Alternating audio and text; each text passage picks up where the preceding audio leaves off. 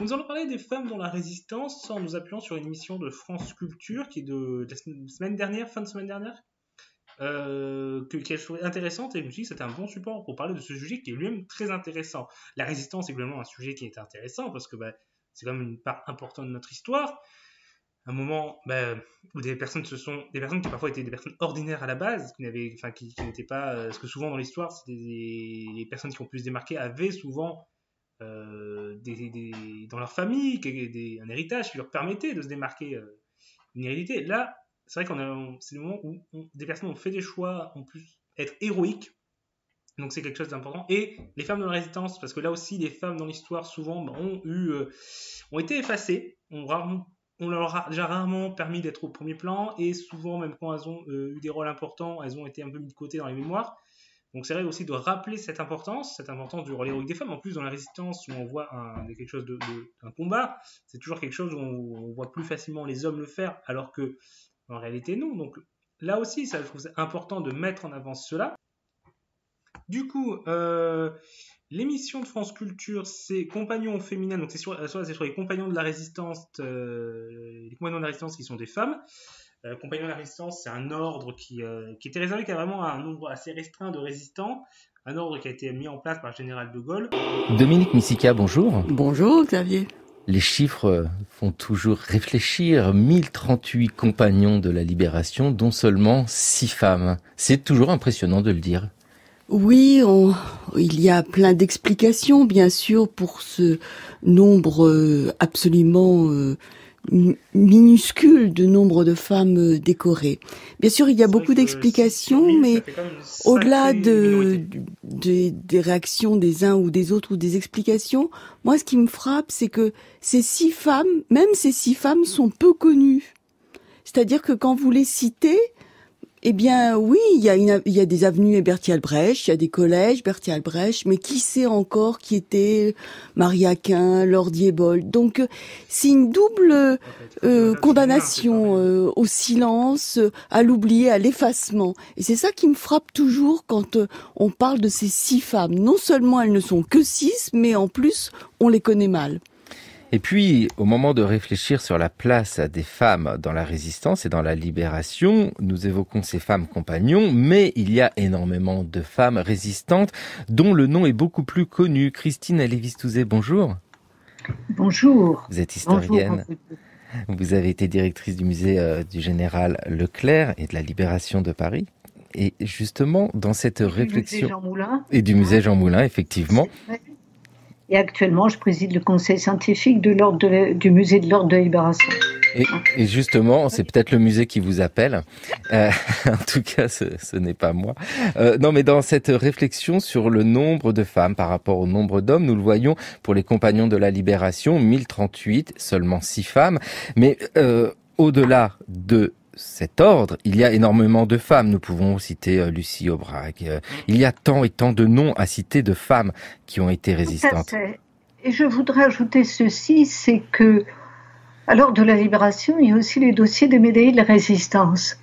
Et on estime, sur les effectifs totaux de la Résistance, hommes et femmes, que les femmes ont eu une proportion importante entre 30 et 40%. On ne peut pas aller au-delà puisqu'elles n'ont généralement pas demandé à faire valider leurs états de service après la Seconde Guerre mondiale. On y reviendra tout à l'heure. Elles ont retrouvé leurs attributions d'avant-guerre, la plupart du temps dans la sphère familiale. Au-delà de cela, il faut dire que sur les 65 000 médaillés de la Résistance, il y a 5% de femmes. La proportion est un peu plus élevée que les seules 6 femmes pour 1032 compagnons hommes. J'ajoute que l'ordre créé le 16 novembre 1940 par le général de Gaulle dans un contexte difficile pour la France libre, c'était aussi de continuer à rallier, de motiver. J'ajoute que cela récompensait, comme vous l'avez dit, ceux qui s'impliquaient dans la libération de la France et de l'Empire aussi. Pour mémoire, une femme comme Eugénie Eboué, médaillée de la Résistance. Donc, il y avait cela.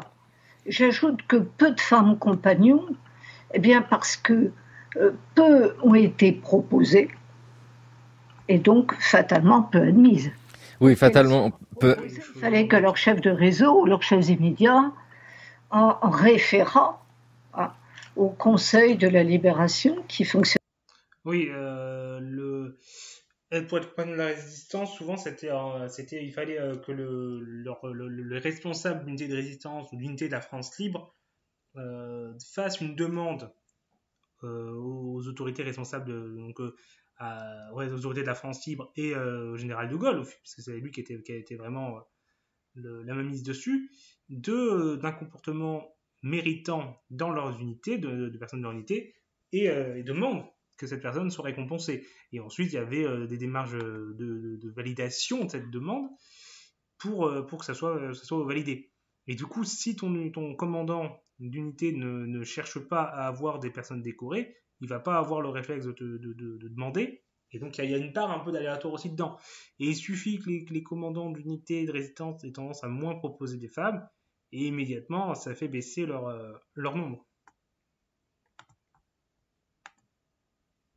Dès le début de l'année 1941. D'ailleurs, dans le cours de l'histoire, nous avons consacré cette émission aux compagnons de la Libération, à écouter, à podcaster sur le site France Culture. Le cours de l'histoire est sur l'appli Radio France, avec, lors de cette émission, un constat, celui de destin. C'est un monde extrêmement hétérogène et il est difficile de le comprendre sans regarder des destins particuliers. C'est ce que vous avez fait, Dominique Missika. Vous vous êtes intéressé à Bertie Albrecht. Vous en avez fait la biographie publiée chez Perrin et maintenant en version plus petite chez Tempus. Enfin, c'est le même livre, mais en poche. Justement, c'est un parcours, Bertie Albrecht, mais un parcours qui doit se comprendre au-delà du temps que représente celui de la résistance pendant la Seconde Guerre mondiale. Oui, c'est dans ces compagnons de la Libération, les points communs, Jean-Christophe Notin et Vladimir Trouplin l'ont bien expliqué, on a du mal à les trouver. Ce qui m'a captivé dans l'histoire, dans le destin tragique de Bertie Albrecht, c'est que son engagement ne date pas de l'occupation. Il ne date pas de 40. Elle est une femme engagée. Et ça, j'ai été absolument, alors je dirais, bluffée par cette femme. C'est une jeune fille de bonne famille, née à Marseille en 1893, dans une famille protestante, qui d'emblée choisit d'être infirmière. Donc elle s'émancipe, elle n'attend pas de se marier. La Grande Guerre, elle est infirmière dans les hôpitaux militaires, elle est partie à Londres, très important parce que son séjour à Londres va lui faire découvrir les suffragettes anglaises, bien plus actives, bien plus violentes dans leur lutte pour l'émancipation des femmes. Elle se marie avec un banquier belge, elle habite la City, 2 enfants, elle pourrait absolument être une bourgeoise bien installée, vivant dans une belle maison. Eh bien non. D'emblée, elle rejoint le mouvement de libération, ou du moins mouvement de droit à la contraception. Là aussi, c'est assez original tout de même. C'est pas le droit de vote qui la passionne, c'est la libre disposition du corps. Tant et si bien que elle va se séparer de son mari, arriver à Paris en 1931, sans divorcer, mais avec ses deux enfants, et elle crée à elle toute seule, avec l'argent de son mari banquier de la City, le problème sexuel.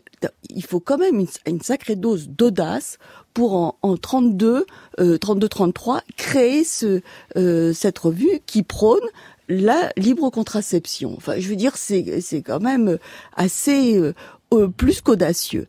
Elle est tellement anticonformiste, avant-gardiste et prise de liberté que elle s'amourache, elle tombe amoureuse d'un homme mais avec qui elle n'a aucun point commun aussi.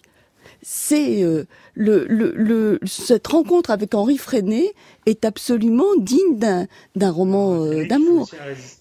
Elle est protestante, il est catholique, il a 12 ans de moins qu'elle. Il est de droite, il est officier militaire. Elle est plutôt compagnon de route du parti communiste. Elle est franchement de gauche. Et c'est une passion, mais ils sont vraiment épris tous les deux. Et puis alors, c'est encore une autre étape de sa vie qui montre son engagement, c'est que évidemment, elle lutte avec Henri Freinet contre la montée du nazisme, le fascisme, la guerre d'Espagne, etc. Mais alors, elle va reprendre des études et à 40 ans, elle va devenir surintendante d'usine.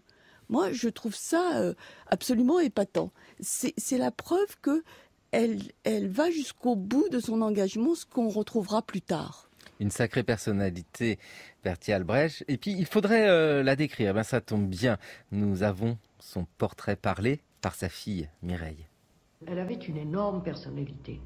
Et je crois qu'elle a beaucoup impressionné tout le monde. Mais c'était une femme toute petite, n'est-ce pas? Elle mesurait 1m51. Eh bien, pratiquement tous les camarades s'en souviennent comme d'une très grande femme. Et me disent, ta mère mesurait au moins 1m75. Alors qu'elle était minuscule. Elle avait un regard très, très magnétique, elle avait des yeux bleus absolument extraordinaires d'abord, parce que d'une couleur que j'ai rarement vue, d'un bleu comme les gentianes, comme les mésotis, quelque chose de très, très, très soutenu, un bleu très soutenu, et puis en plus un regard qui vissait les gens au sol, absolument. Elle avait un regard qui scrutait et qui traversait les gens. Et je crois que c'est ça aussi. Elle avait une personnalité physique telle qui venait évidemment de son âme, je pourrais dire, mais qui faisait que elle avait partout où elle passait, personne ne pouvait l'oublier. Voilà, Mireille Albrecht parle de sa mère. C'était en 1989.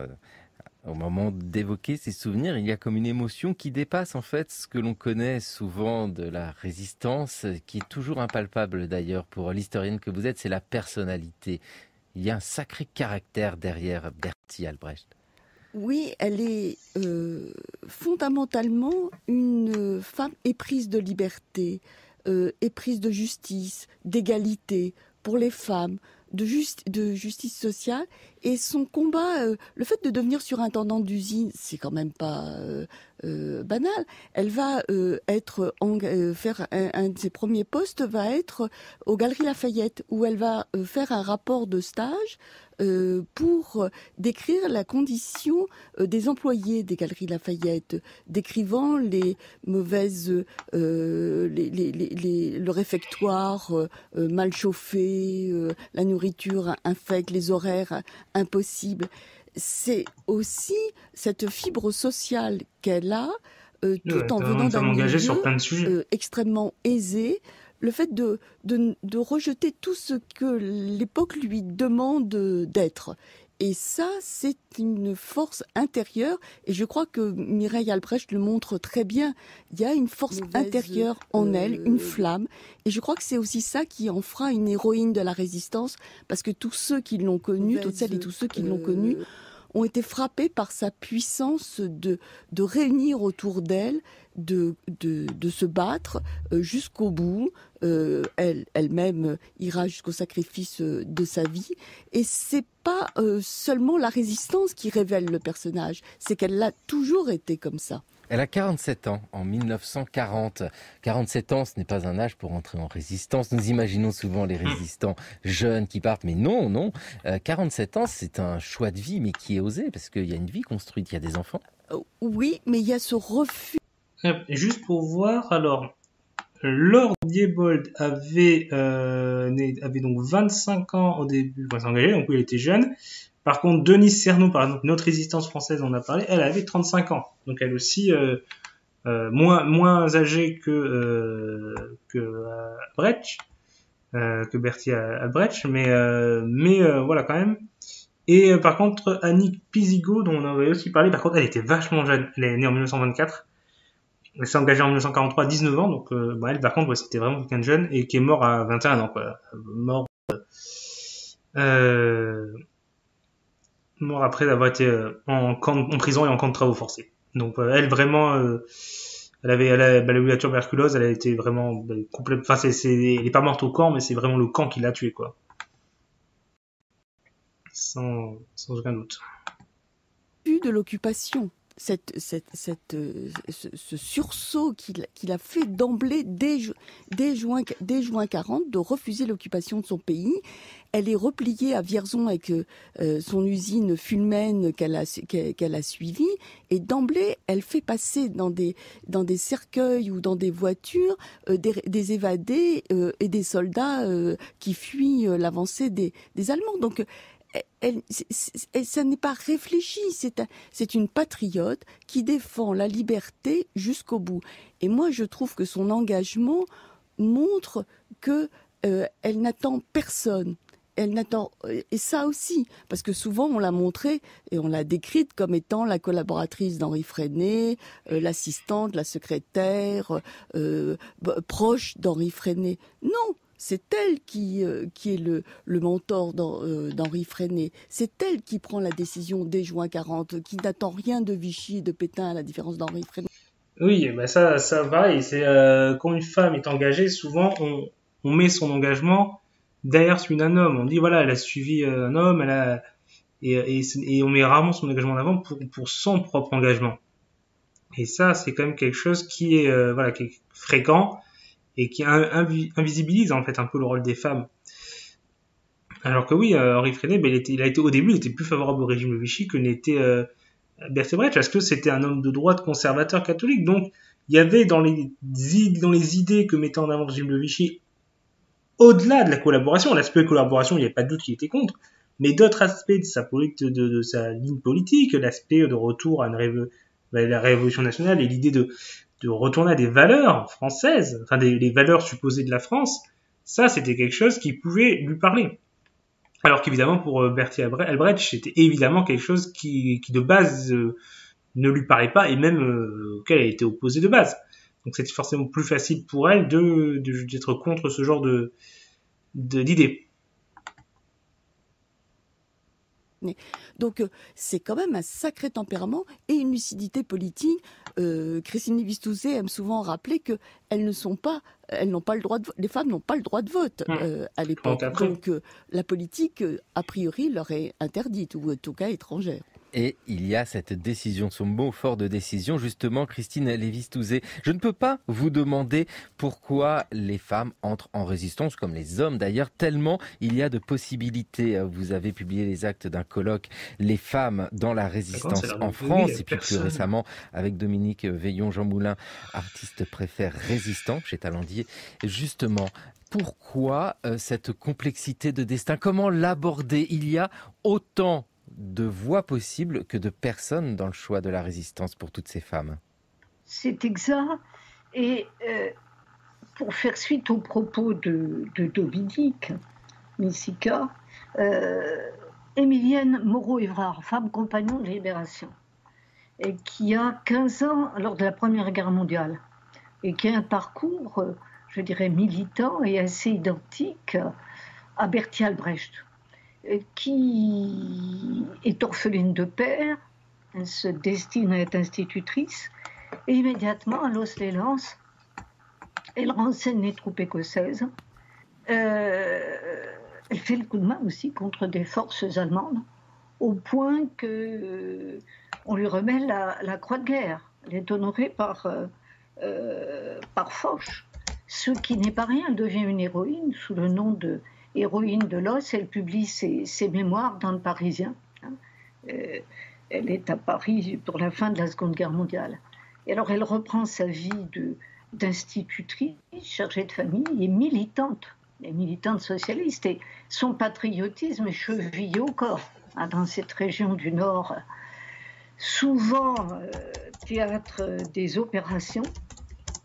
Et pour elle, elle poursuit son militantisme. Elle est institutrice et se marie un socialiste, et elle s'implique dans la fédération des femmes socialistes du Pas-de-Calais. Et tout naturellement, son plus le Pas-de-Calais qui est un bastion socialiste. Fait de patriotisme, d'engagement politique, et avec son mari, Juste Évrard, il s'implique des refus de l'occupation, refus de l'armistice. Immédiatement, il renseigne aussi bien l'intelligence service qu'ils œuvrent au sein du milieu socialiste résistant. de leur région, et par des publications clandestines, diffusion de tracts, etc. Et tout leur parcours ensuite, parce qu'ils doivent fuir et se réfugier d'abord à Thonon et à Lyon. Et c'est leur implication dans la résistance, c'est fait de patriotisme, de militantisme. Ils passent l'échelle humaine rédigée par Léon Blum en prison en Suisse pour sa diffusion. Et puis ils participent aussi bien au comité d'action socialiste qu'au réseau Brutus. Elle est agent de liaison, son mari est le premier, est à l'Assemblée consultative provisoire à Alger. Et comme agent de liaison, c'est peu spectaculaire, mais c'est extrêmement risqué. Elle est extrêmement exposée. Et elle a ses 2 enfants, aussi impliqués dans la guerre. Donc vous voyez, toute la famille était... un militantisme, un patriotisme. Mais on retrouve ça chez les autres femmes compagnons. Marcel Henry, un peu plus... à peu près du même âge, et Simone Michel-Lévy, elles ont toutes en commun, Marie Aquin, Lordier Boll, ces 6 femmes compagnons ont une profession. Et donc, elles sont entrées dans la vie. Oui, ça, c'est sûr elles ont un regard sur l'extérieur. Cassandre, qu'il y a certaines personnes ont eu des engagements, enfin, certaines familles ont eu des sacrés engagements. Qui est fonctionnaire au centre des PTT. Elle dit, toute jeune, vous voyez, toute jeune, à 14 ans, elle écrit « Travaillons à être des femmes instruites et sensées qui puissent faire honneur à la France ».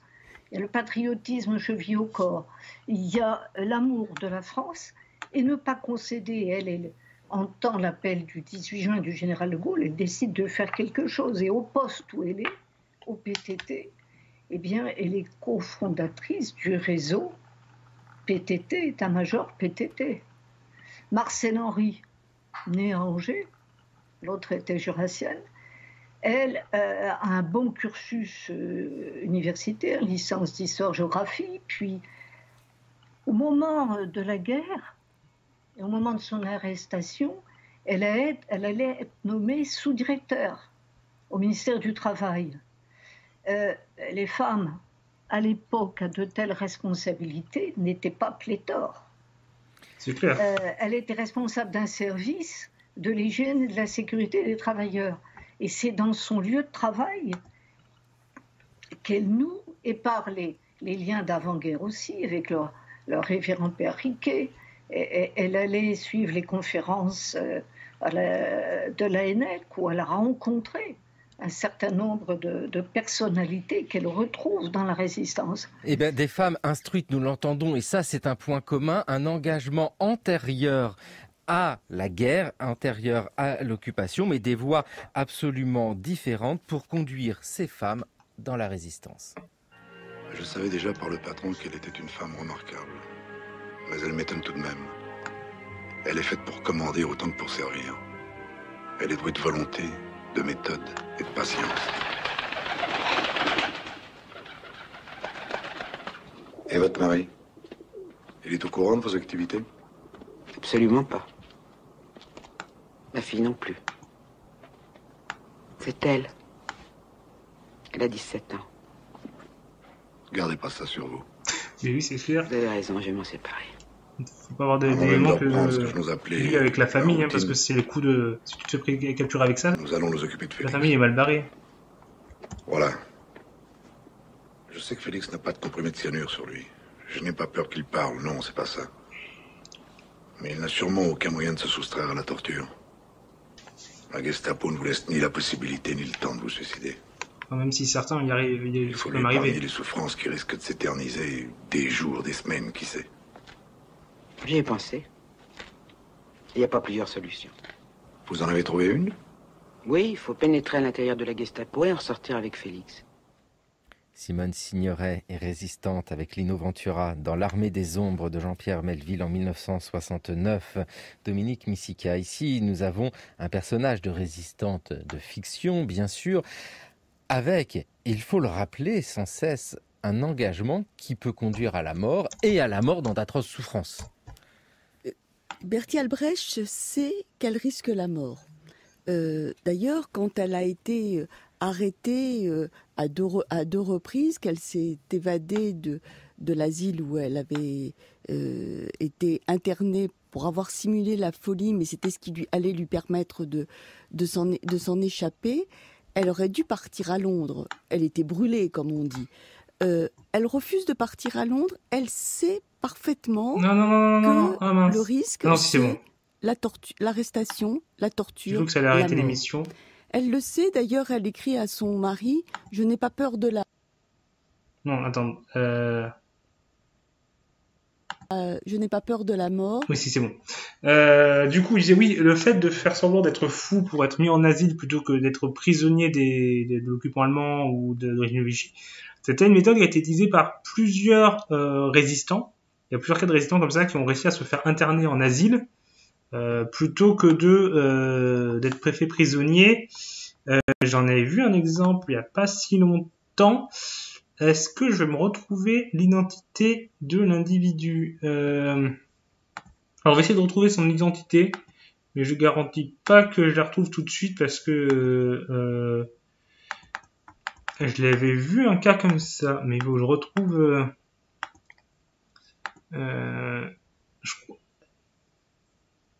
Voilà, c'est ça. C'est le frésiste André Postel Vinay, qui est donc né en 1911.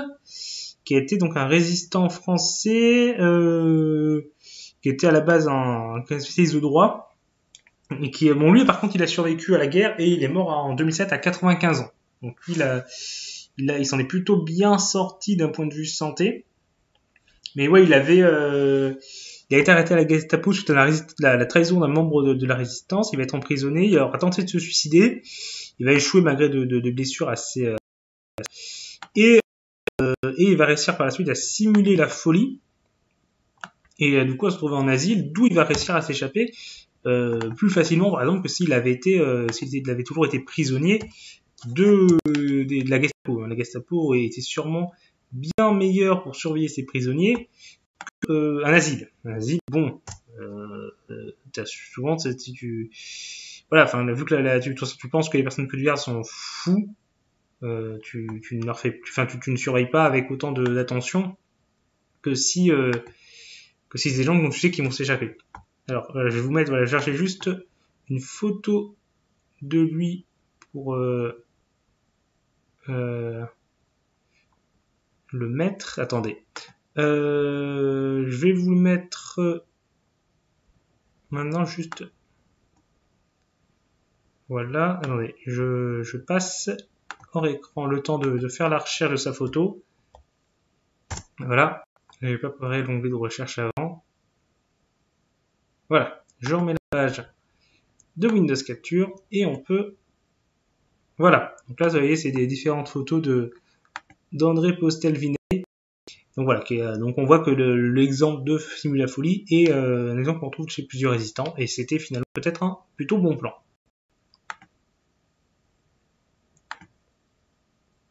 Le tout, c'est de vivre avec l'idée, selon l'idéal et l'honneur que l'on se fait. Donc, elle en est consciente, lucide, ce qui ajoute encore, je pense, à la grandeur de ce personnage. Elle est extrêmement courageuse physiquement, puisque quand elle est internée une première fois à Vals-les-Bains, internée administrative, exigeant un procès qu'on lui refuse, elle commence une grève de la faim. C'est aussi 13 jours de grève de la faim, quand on sait à quel point justement elle est menue, toute petite, mince, déjà d'un certain âge. Donc elle montre un courage physique. Puis quand elle est emprisonnée à Lyon, elle va simuler la folie pour être internée à l'asile du Vinatier dans la banlieue de Lyon, d'où un corps franc du mouvement combat va l'exfiltrer grâce aussi à la complicité de sa fille Mireille. Je pense quand même que c'est une femme qui a montré un courage physique que peut-être d'autres hommes n'ont pas montré. En tout cas, on n'en sait rien, mais ça serait bien de le souligner. Et quand on lui propose de partir à Londres, donc elle refuse de partir puisque elle pense que son combat est là en France. Vu qu'elle a été repérée, c'était vachement dangereux. Encore plus tragique. Son destin me semble encore plus tragique que ce qu'on peut imaginer. Un destin complexe, évidemment lié à ce contexte de la Seconde Guerre mondiale.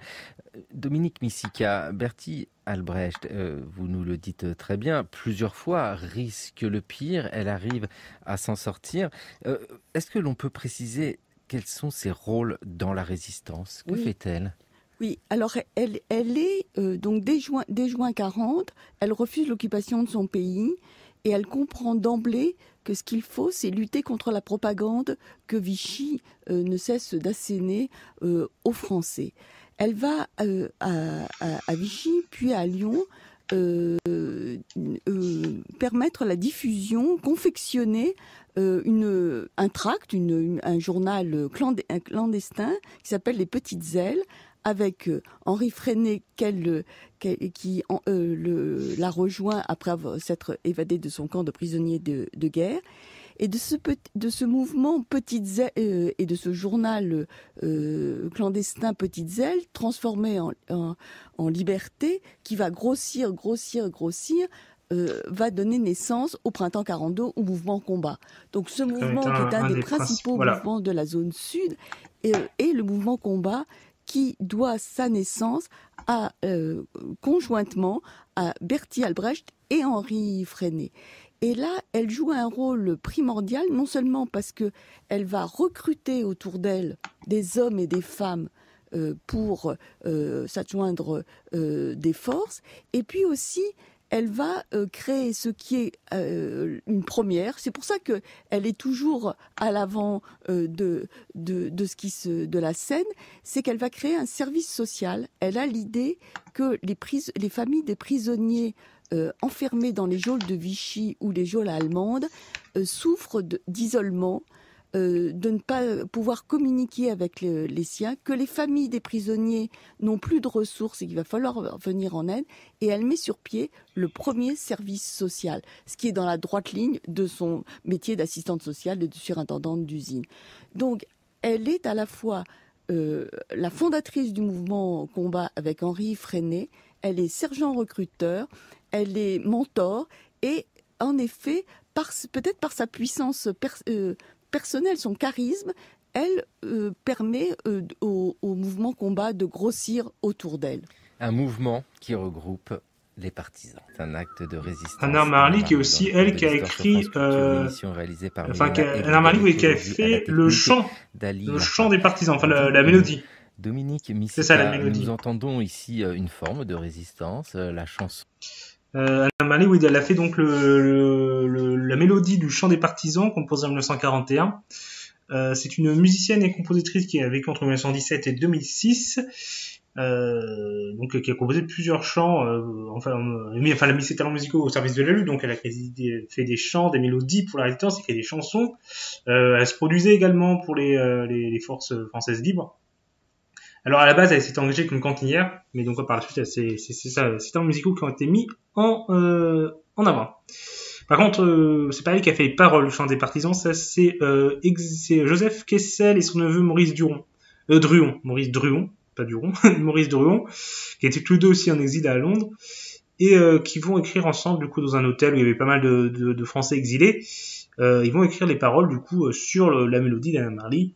Et donc ça, c'était la mélodie c'est en 1941 et les paroles c'est en mai 1943.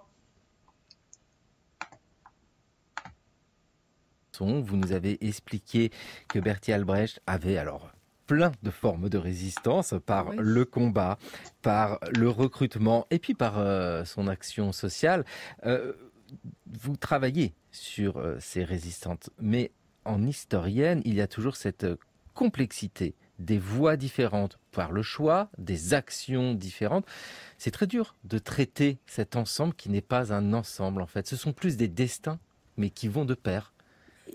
Chaque destin est singulier et chaque destin mérite d'être raconté. D'autant plus qu'on sait que l'histoire de la résistance est plutôt a été écrite au masculin et qu'il est temps de le raconter aussi du côté des femmes. Elles ont été actrices de la résistance, Christine Lévy-Stouzé l'a dit, elles ont participé au combat, elles n'ont rien revendiqué ou rarement revendiqué, les hommes n'ont pas pensé à les décorer et voilà. Mais j'avoue que ces femmes comme Berthier Albrecht, elles ont pris des risques alors que justement elles avaient des enfants. Et comme Berthier Albrecht va l'écrire, son seul regret c'est de laisser ses enfants seuls. C'est très important parce que je ne suis pas sûre que d'autres l'auraient dit comme ça. Donc c'est ça aussi qui m'a beaucoup touchée chez Berthier Albrecht, c'est qu'elle est peut-être une femme indépendante, avant-gardiste, non conformiste, mais c'est aussi une mère de famille avec 2 enfants dont elle se soucie et qu'elle plonge dans le drame. Et je trouve que toute cette souffrance des résistants et des résistantes est difficile à raconter parce qu'elle est faite du quotidien, de petits gestes, de petites réactions du quotidien qui a laissé peu de traces. Et j'avoue que c'est ça qui m'a toujours touchée, c'est que chaque histoire est plus triste, plus douloureuse qu'une autre, et en fait on ne parle que de gloire, que de décoration, etc. Mais derrière il y a des hommes et des femmes qui ont souffert. Christine Lévy-Stouzé, c'est important ce que vient de dire Dominique Messica. Effectivement, la résistance avec le fait d'armes, c'est formidable, mais il n'y a pas que ça, et c'est le cas des femmes dans la résistance, mais aussi des 6 femmes compagnons de la résistance. Ce sont de la micro-action à l'action d'envergure. Ah, tout à fait.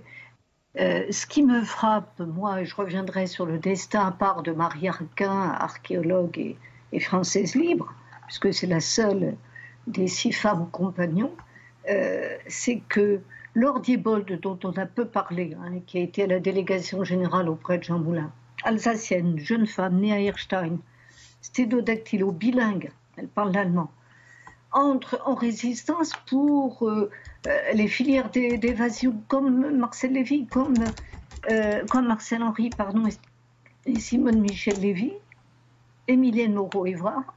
Et elles ont toutes en dénominateur commun la multi-appartenance. Après son réseau d'évasion, Laure Diebold doit se réfugier sur Lyon dans des conditions extraordinaires où elle retrouve son fiancé et devient Laure Diebold. Elle travaille pour le réseau Mithridate et par le biais des relations d'Alsaciens lorrains réfugiés à Lyon. Et puis elle est recrutée par Daniel Cordier et elle tape un rapport pour Jean Moulin à un moment en 1942 extrêmement délicat. Jean Moulin et Daniel Cordier, donc 2 figures importantes de la résistance. Général Géraud, resté en plan, et dont Jean Moulin assure l'exfiltration sur Londres et qui met en valeur, si j'ose dire, la volonté politique de Giraud de s'imposer en Afrique du Nord.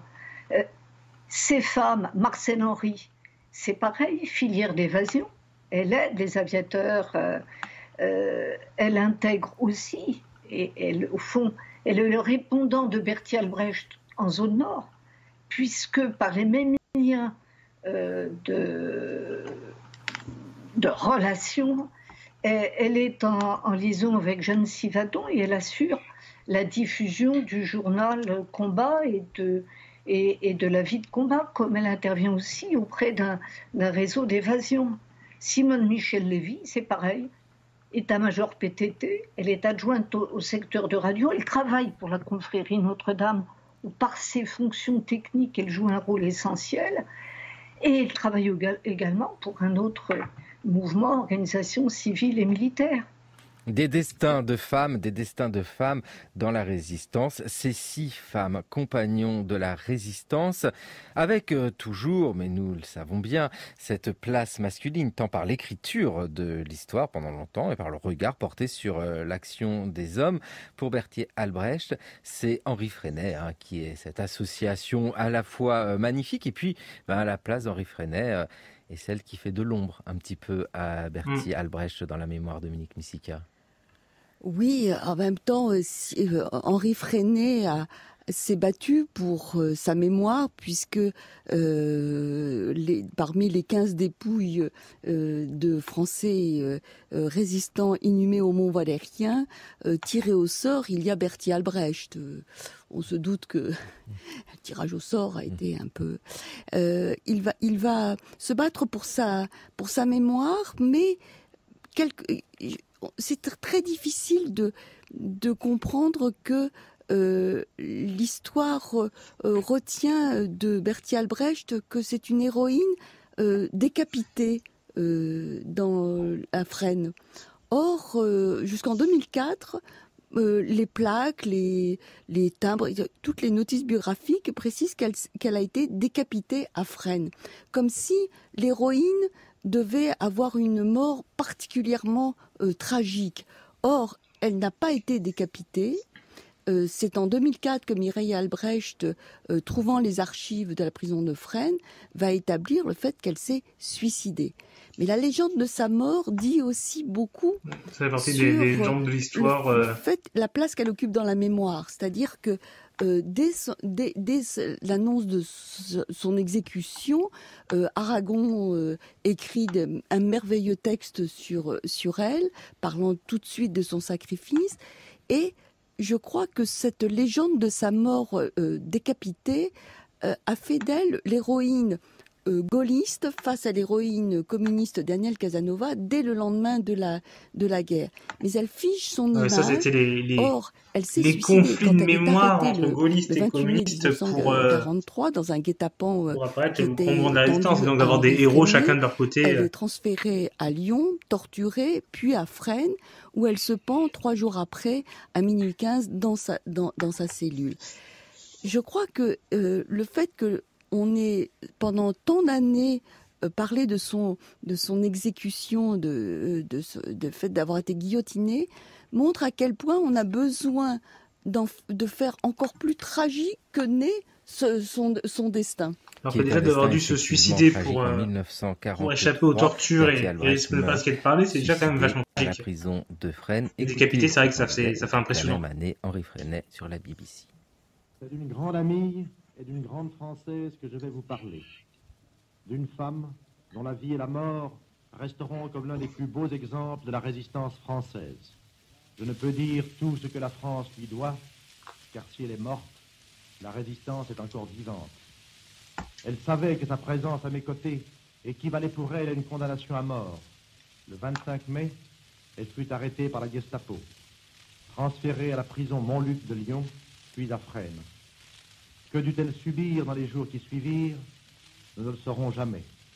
Je ne l'ai pas vue mourir, mais je sais qu'elle est morte bravement.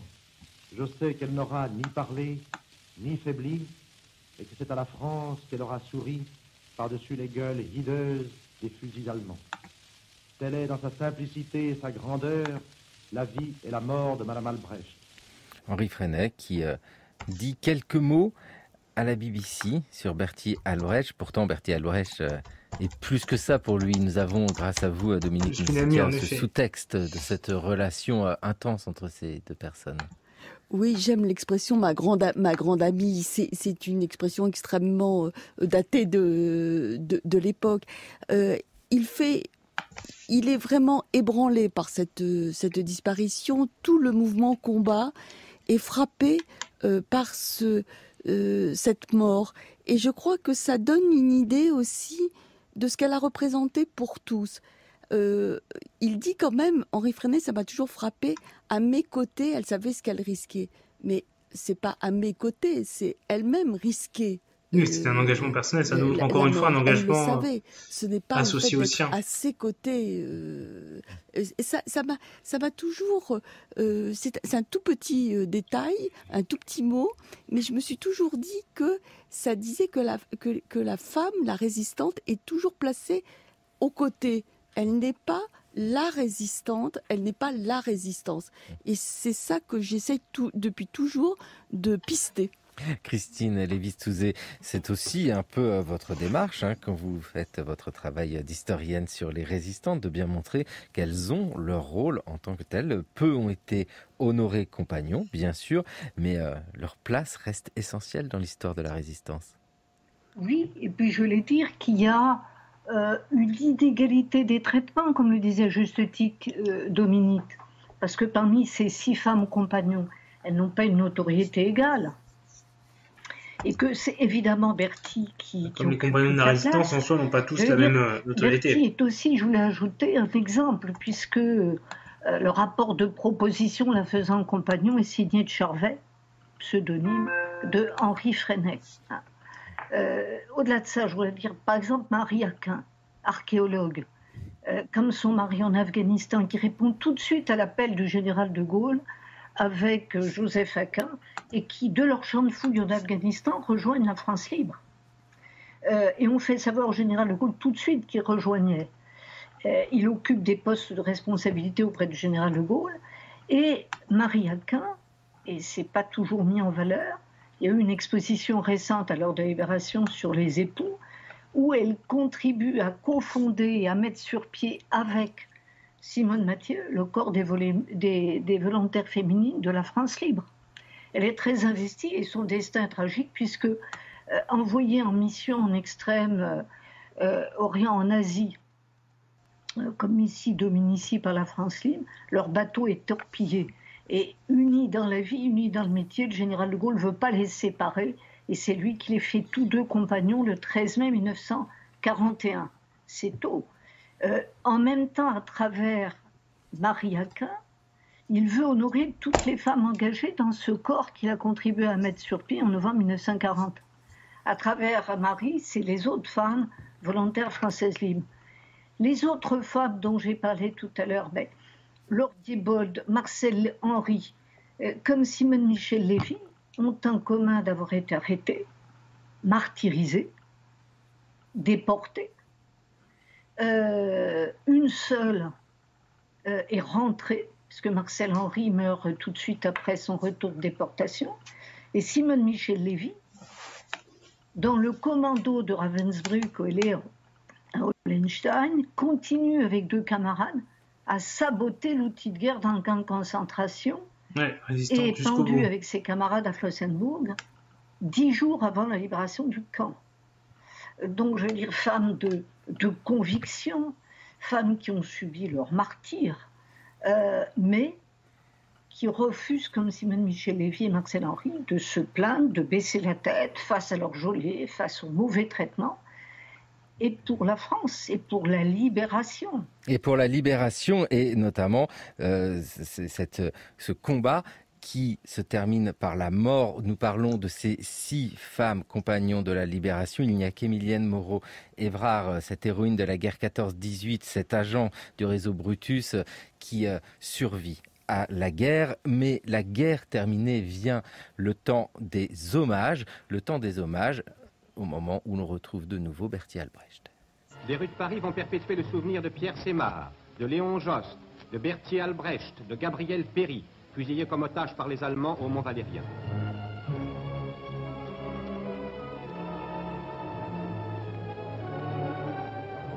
De Daniel Casanova, secrétaire des jeunes filles de France, fusillé par les Allemands au bagne d'Auschwitz.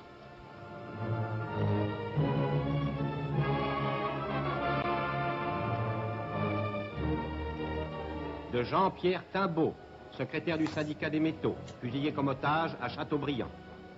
Paris se devait de perpétuer leur nom. Les murs même de la ville en sont désormais les gardiens et ne les oublieront pas. Ne les oublierons pas, les actualités françaises en octobre 1944. Dominique Missika, nous avons bien compris que pendant longtemps, ces femmes résistantes ont été dans un imaginaire cantonné à des rôles de dactylo, de transmission de documents, ce qui n'est pas le cas. Souvent, elles ont été associées à des hommes, ce qui n'est pas le cas. Elles étaient individus en tant que telles et résistantes en tant que telles. Trouvez-vous qu'il y a un petit retard à, pas l'héroïsation, ce n'est pas tant le mot, à la reconnaissance du rôle des femmes résistantes? Au-delà même de la reconnaissance, c'est la connaissance.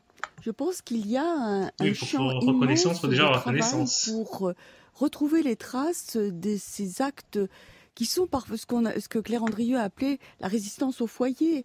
C'est aussi que héberger un aviateur allié, repasser les costumes ou trouver des vêtements civils pour des soldats évadés ne vous donne pas droit à une médaille, mais votre rôle a été essentiel. Donc tous ces gestes du quotidien que les femmes ont accomplis, il est dommage, il est temps, il est urgent de s'atteler à les trouver. Il y a aussi des femmes qui ont été dans les maquis, il y a des femmes qui ont été, qui sur leur poste de travail ont agi pour la résistance, mais une fois de plus, il faut aller chercher leurs traces. Elles sont souvent invisibles par leur modestie et leur discrétion au lendemain de la guerre, parce que parfois on a décoré leur mari, mais pas elles, leur époux. Ah, mais ça, après, il y a des résistants qui sont très discrets sur leur parcours et dans la résistance. Il y en a certains, ils en parlent très peu. Ils ont été actifs dans la résistance, mais après, ils n'en ont pas reparlé. Là, je vais parler d'un cas personnel, mais je sais que j'ai un de mes arrière-grands-pères qui a été dans la résistance, dans les FTP, les francs-tireurs partisans, donc un mouvement de résistance proche du PCF. Et le truc, c'est bon, enfin moi, j'ai pas vraiment eu beaucoup de temps de le connaître, malheureusement, mais même de mes grands-parents, mes parents, enfin mon père, il n'aura jamais vraiment parlé de ce qu'il avait fait. Du coup, j'ai pas vraiment d'informations sur ce qu'il a fait en tant que résistant, son parcours, et c'est quelque chose que je regrette. J'aurais aimé qu'il y ait une mémoire qui passe, et j'aurais aimé qu'il soit pouvoir lui poser des questions. Malheureusement, c'est trop tard, et c'est une mémoire qui a été perdue, quoi. Qui a été perdue, malheureusement. Donc ouais, c'est des résistants très discrets sur leur parcours, ça arrive, c'est des cas fréquents, et il est possible que chez les femmes, peut-être encore plus important, plus souvent le cas, parce qu'il y a toute une habitude à être un peu en retrait et pas forcément à chercher le lumière comme on peut encourager certains hommes plus à le faire. Parce que on les présente comme des auxiliaires, mais elles ont été des intendantes de la résistance, et surtout, elles ont payé très cher à l'égal des hommes la répression. Combien de femmes ont été emprisonnées, torturées, déportées à Ravensbrück? Les Allemands ne faisaient pas la distinction entre les hommes et les femmes pour la répression. Et ça aussi, ça donne une idée de la peur qu'elles pouvaient et du courage qu'il fallait pour s'engager. Moi, je les trouve admirables, malheureusement invisibles pour beaucoup. Et si il y a une avenue Berthier-Albrecht à Paris et des collèges et des lycées, etc., eh bien, il faut continuer à se battre pour qu'elles aient la place qui leur revient. La connaissance, effectivement, Dominique Misica, d'ailleurs, grâce au travail des historiens, des historiennes, et votre livre pour Berthier-Albrecht, et votre biographie, Morte à la prison de Fresnes en 1943, travaille pour la connaissance et pour la mémoire de Laure Diebold, qui est revenue de déportation, pour Émilienne Moreau-Évrard, qui a elle aussi contribué à la résistance, qui a survécu, des paroles qui se sont poursuivies ensuite, et puis le souvenir de ces femmes, ces 6 compagnons, mais toutes les autres. Merci vivement à vous deux, Dominique Misica. Merci Christine Lévis-Touzé de nous avoir parlé de toutes. Ouais, bon, c'est un petit peu cette émission qui était fort intéressante. Alors, peut-être que pour conclure, je vais vous parler donc des 2 autres figures de résistance que j'ai un peu évoqué, du coup, Annick Pizigo, qui était donc une Bretonne, qui va donc s'engager à 18 ans, enfin même en 18 ans. Oui, 1943, elle avait même 18 ans, pas encore 19 ans, elle n'avait pas encore fêté ses 19 ans, parce qu'elle s'est engagée dès mars, et elle était née en septembre. En fait, elle va d'abord installer dans l'hôtel de ses parents un poste émetteur qui va permettre de lier, de faire passer des messages pour la résistance. Elle va devenir officiellement agent de liaison dès juin 1943 pour le bureau des opérations aériennes du Morbihan, et va organiser donc des livraisons de matériel et d'armes pour la résistance. Et sera arrêtée en avril 1944, détenue et torturée pendant plusieurs mois pour l'arracher des informations, sans succès. Elle va garder le silence. Elle sera ensuite déportée dans plusieurs prisons et camps de travaux forcés, où elle va être très affaiblie à la fois par les conditions de vie dans les camps, mais déjà par les longs mois d'interrogatoire. Et du coup, elle va être libérée. Non, elle va même pas être libérée, elle va mourir Elle va mourir en camp, elle va mourir en prison le 24 novembre de 1944, à 21 ans. Semblerait-il que d'après l'acte de décès, elle ne pesait plus que 36 kilos. C'est quand même un poids très léger à sa mort. Donc clairement, elle a été tuée par le camp. Et ensuite, on a Denise Cerno, qui est notre résistante importante, une des premières résistantes. Elle va être l'amie de Pierre de Froment, qui est un autre résistant. Un résistant aussi, un pionnier de la résistance en zone occupée. Elle va être s'engager à ses côtés. Et beaucoup contribué en fait à monter les réseaux de résistance de Pierre de Froment. Et là aussi, ça se trouve, son rôle a été tout aussi important, mais c'est vrai qu'elle est souvent mis aussi associée à Pierre de Froment et mis un peu derrière, quoi. Elle va assurer l'intérim à la tête des réseaux en fait lorsqu'il est en déplacement. Elle va être aussi également une des fondatrices du journal de résistance Les Petites Ailes de France, qui va être publié en zone interdite. Zone interdite, c'est le Nord-Pas-de-Calais. C'est aussi les côtes de la France occupée, mais du coup il y avait le Nord-Pas-de-Calais qui était aussi zone interdite. Donc c'était différent de la zone occupée ou de la zone annexée. Elle va aussi avoir un rôle dans le chiffrage des communications radio, des réseaux de résistance, et elle est cachée un poste de radio chez elle. Donc elle avait vraiment un rôle important, un rôle pivot dans le passage des informations. Donc clairement, c'était une figure centrale des réseaux dont elle était membre. Elle va, comme beaucoup d'autres, finir par être arrêtée en février 1943. Elle va être internée au fort de Romainville, puis envoyée à Aix-la-Chapelle, où elle sera déportée au camp de Ravensbrück, où elle va rester jusqu'au 22 avril 1945. Et elle va être libérée et remise à la Croix-Rouge suisse pour être soignée. Et donc elle va reprendre de la santé et continuer sa vie jusqu'en 1993, donc à 87 ans. Elle n'avait pas encore fêté son anniversaire des 88 ans. Et elle aura eu plusieurs distinctions pour son engagement. Donc voilà, ça c'était les 3 figures de résistantes françaises. On avait aussi parlé d'une résistance polonaise, mais là c'est vrai que c'était sur la résistance française. Voilà. Donc c'est terminé pour le live de ce soir. J'espère qu'il vous a intéressé. Voilà, n'hésitez pas, si c'est le cas, à vous abonner à notre chaîne Twitch, suivre notre chaîne Twitch pour pas rater, pour avoir plus de chances de voir nos lives, d'être notifié. Et également, vous pouvez